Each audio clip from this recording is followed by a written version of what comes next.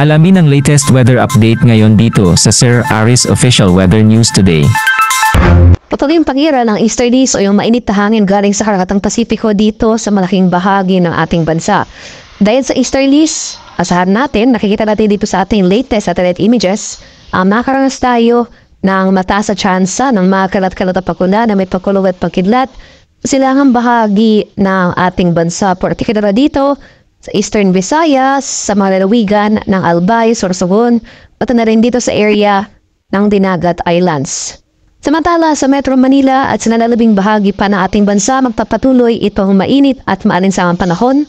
Kasamahan lamang yan ng mga biglaan at panandaliang pagulan na dulot ng localized thunderstorms. At inasa na rin natin na for the next 24 hours, itong area ng extreme northern Luzon ay makaranas rin ng fair weather pero nandyan yung mga chance ng light rains o pagkambon. Dulot yan ng inasahan nating bugso ng amihan starting tomorrow. Sa kasalukuyan, wala pa naman tayong binabantayan ng low pressure area o namang sama ng panahon sa loob at labas ng ating Philippine Area of Responsibility na maaaring maging bagyo sa mga susunod na araw.